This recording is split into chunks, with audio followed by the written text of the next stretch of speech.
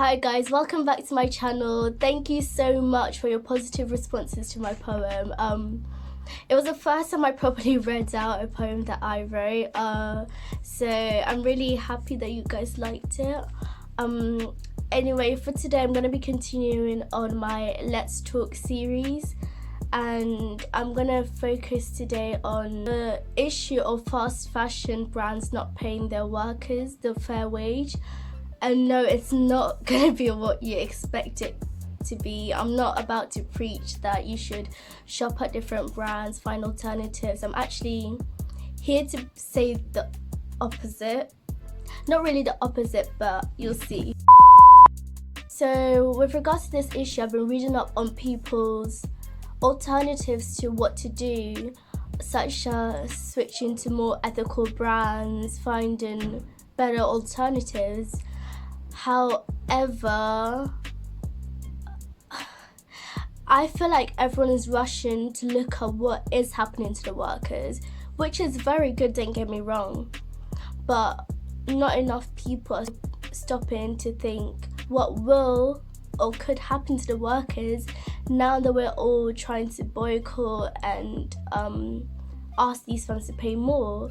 I feel like there are consequences to these workers that we're not thinking of, and people are possibly oversimplifying this issue with saying, yeah, don't shop there.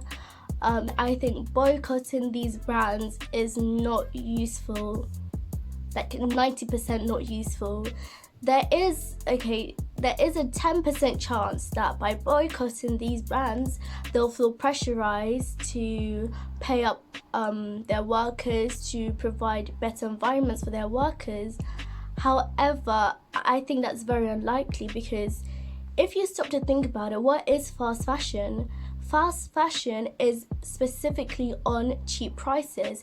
And who goes to those sites? People like you and me, students, young adults, people that don't have a lot of money, because not all of us can afford branded and expensive stuff.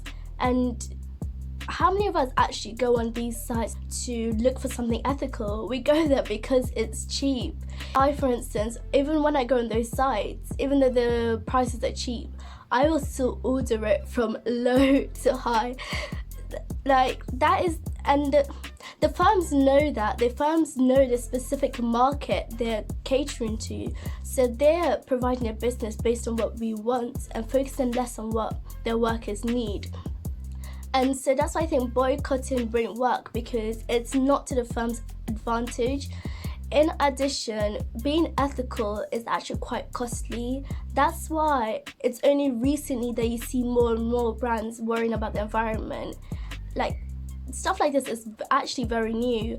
And the reason is because it costs a lot to be ethical, because increasing wages is going to increase the firm's costs. And I feel like a lot of people are looking at it from that angle and thinking, yes, the firms are going to be upset, blah, blah, blah. But not enough people are starting to think, if the firm's costs are increasing, what is going to happen to the workers? What is going to happen is they're going to go from below minimum wages to nothing. And I feel like a lot of people are missing that. We're trying to help them, but a lot of them are going to struggle even more, because we're all rushing to jump this bandwagon of, yeah, let's boycott. And when you also stop to think about it, these workers working in those firms is probably the best alternative they have. So us trying to boycott is going to end up making them lose their jobs, and they need those jobs to take care of their family and stuff like that. So boycotting is not sustainable at all. In the short run, I think, to be honest with you, the only benefit that comes out of it is that we all feel like we did something good. So fluff. So it's more, I know people are going to hate me for this, but it's more about us than the workers.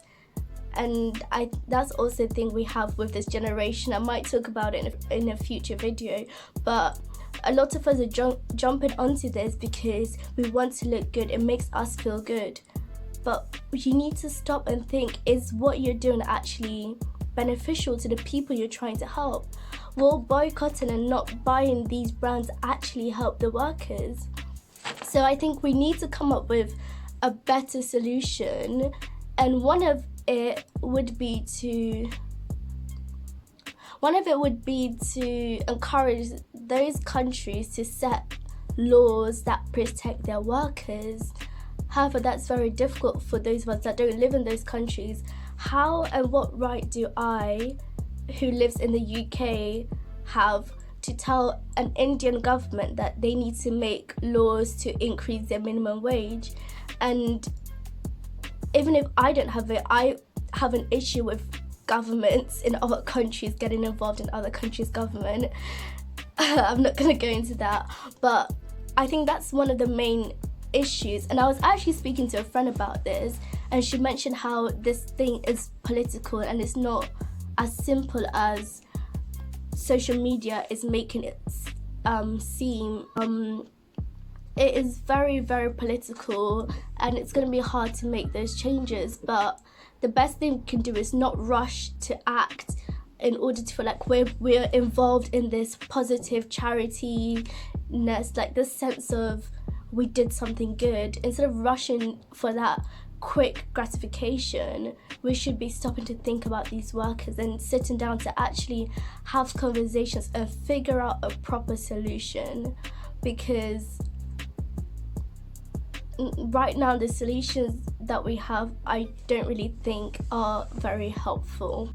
Oh, I just also wanted to add that when I spoke about how these workers probably don't have better alternatives, these firms know that, and they're essentially exploiting these workers' vulnerable positions, which we need to call out as well. So I just wanted to throw that out, because it's not just not paying them, there are other things at play. They're exploiting their vulnerability, and also they're child workers, so there's an issue with that. And there's also the issue with the fact that it's mostly, or should I say all, women that are in these very difficult positions. So that's why it's very political, because there's so many factors involved with this that we need to talk to them about, instead of just saying, yeah, you need to increase prices, because even if they do, that is not enough. I know this makes it seem all bleak and hopeless, so if we can't boycott, what do we do? And I think the first step is just having these conversations. That's why I do this Let's Talk series, to put these ideas in your head, let you guys think about it, and hopefully someone watching this will come up with a fantastic solution. And I really encourage you all, pause my video to have these discussions with your friends, with your families, so that we can come together and produce a tangible, realistic solution to this issue, instead of rushing for a quick solution that ends up not being that helpful. Before I forget, I've been trying to come up with a name for you guys, because saying you guys is so boring. Like, we need to come up with a cute name. So I've had some ideas. I've had Den Nation, like Denise Nation, you know, that was self-explanatory. I can't say that word, explanatory. I've had Denny Gang, my personal favorite, because you guys know Yummy Gang, but we're Denny Gang, like all of my haters go rap, all of my haters go rap, we go mob. Denny Gang, Denny Gang. Actually, that's so hard to say. Denny Gang, Denny Gang. There are too many N's. Denny Gang, Denny Gang, Denny Gang. Instead of Yummy Gang, Yummy Gang, Yummy Gang.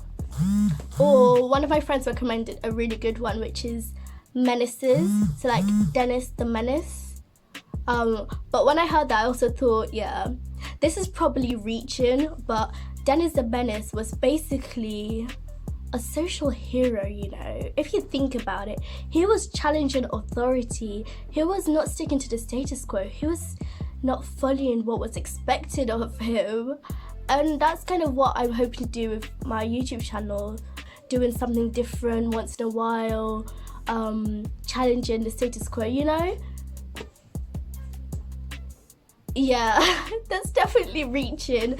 But let me know, are you team Danny Gang, team Den Nation, or team Menaces? Or should it be like Dennises, like menaces, but begins with a D?